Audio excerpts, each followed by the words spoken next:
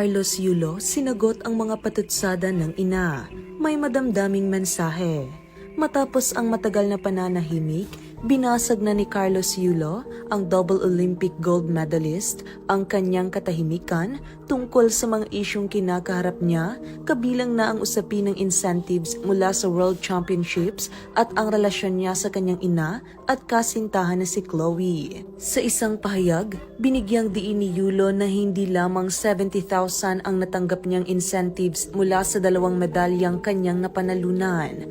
Ayon sa kanya, ang halaga ay umabot sa 6 na digits. Sinabi rin niyang nalaman niya lamang na natanggap na pala ng kanyang ina ang nasabing incentives noong December matapos niya itong hanapin.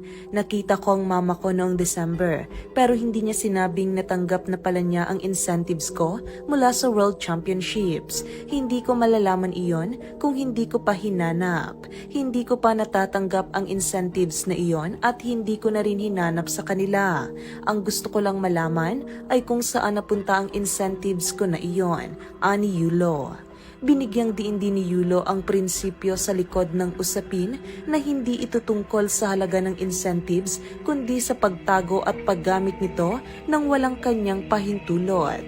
Ang principle ko po kasi dito, wala po sa liit o laki ng amount po na incentives na ginalaw niya, kundi po sa pagtago at paggalaw niya na wala ko pong consent. Dagdag pa niya, binatikos ng kanyang ina si Chloe dahil sa pananamit at pag-ugali nito.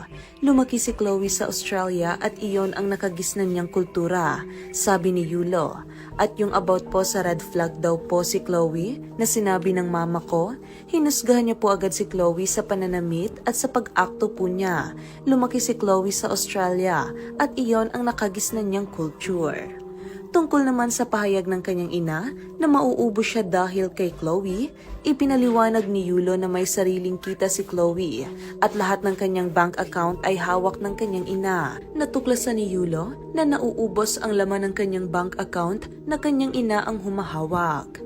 Bukod sa incentives, nasa kanya din yung bank account ko sa monthly allowance.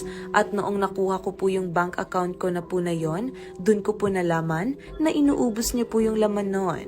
Sa kanyang mensahe, hinikayat ni Yulo ang kanyang ina na mag-move on at maghilom na.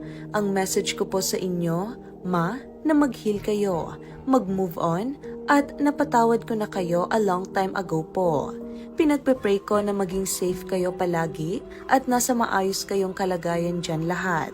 Tigilan na po natin to at i-celebrate na lang po natin yung mga ginawa pong paghihirap, pagsasakripisyo ng bawat atletang Pilipino dito sa Olympics.